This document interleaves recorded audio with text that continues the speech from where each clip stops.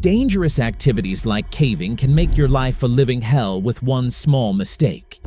One such incident was the Neil Moss incident at Peak Cavern in Derbyshire, England, in March of 1959.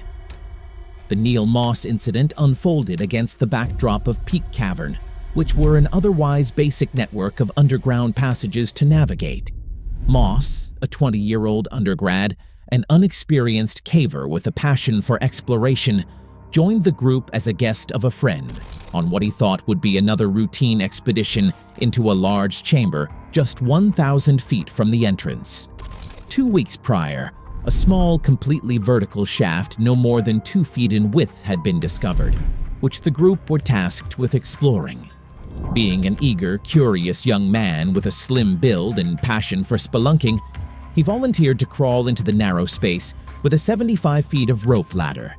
The rest of his team and on-site rescue volunteers would remain on the surface, all prepared in case of any routine incidents that required assistance.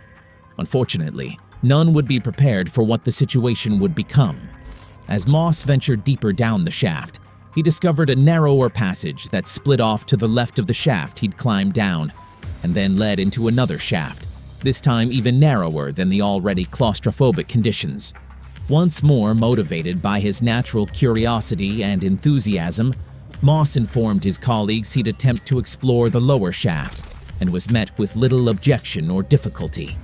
Further down, he'd reach a dead end and, believing he could explore further if he moved some boulders from his path, suddenly found that his ladder had fallen beneath him and gotten snagged. At this point, Moss found himself pinned against his ladder in the shaft wall without enough room for his feet to reach the next rung and heave himself back up. He requested his team members pull up the ladder in an attempt to dislodge him, however, for only a few feet before both Moss and the ladder became sandwiched in the tight groove of the shaft, with Moss being quoted as yelling to his colleagues on the surface, "I say, I'm stuck. I can't budge an inch." From the perspective of his team and the rescue volunteers, his words were troubling, but otherwise treated casually, as many believed the situation only needed a strong rope and a good heave was all that would be needed to break him free. Unfortunately, in the following hour, several ropes either snapped or split due to the multiple sharp, jagged turns within the shaft, suddenly forcing the surface crew to come up with another solution as Moss remained pinned. Nonetheless, as the young man dangled tired and alone in the dark, another problem was looming.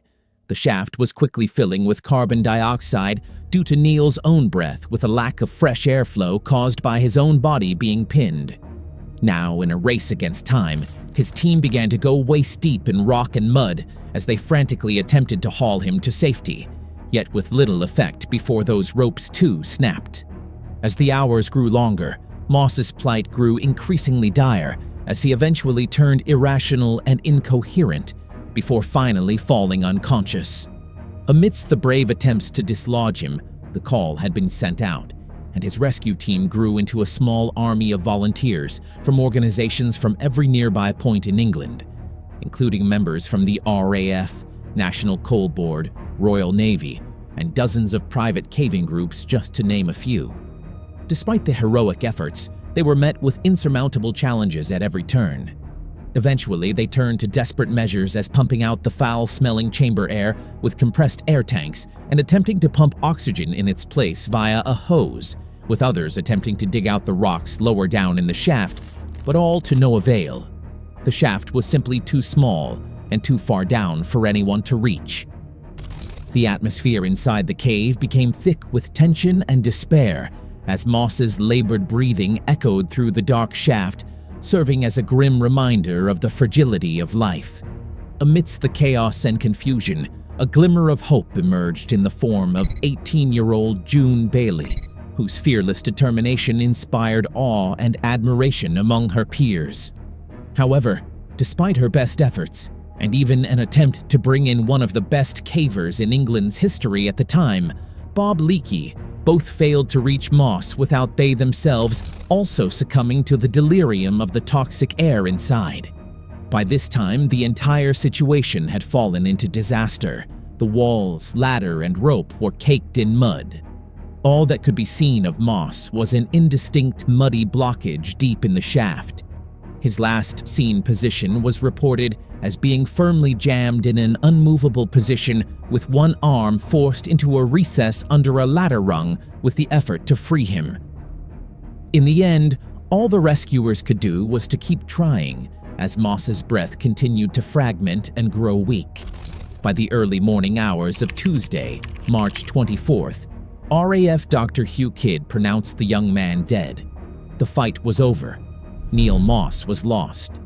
Not wanting to run the risk of any more families having to experience the unfathomable toll of losing their child, Neil's father, Eric Moss, requested his son's body be left undisturbed and the shaft be sealed to prevent further attempts to enter, leaving young Neil Moss forever entombed inside the shaft. In the wake of Neil's tragic death, a profound sense of sorrow and regret engulfed the caving community, prompting investigation and introspection. The rescuers were awarded honors for their bravery and persistence in spite of the tragedy. As for Moss himself, the shaft remains his grave to this very day, and the chamber was renamed Moss Chamber in honor of his memory. Though Moss's life was tragically cut short, his legacy lives on in the hearts and minds of those who continue to push the boundaries of human perseverance in pursuit of knowledge and adventure. As we reflect on the events of that fateful day in 1959, let us honor his memory by embracing the lessons learned and rededicating ourselves to the pursuit of safety, excellence, and solidarity in all our endeavors. If you enjoyed the video, please leave a like and subscribe. I'm looking forward to seeing you in the next one.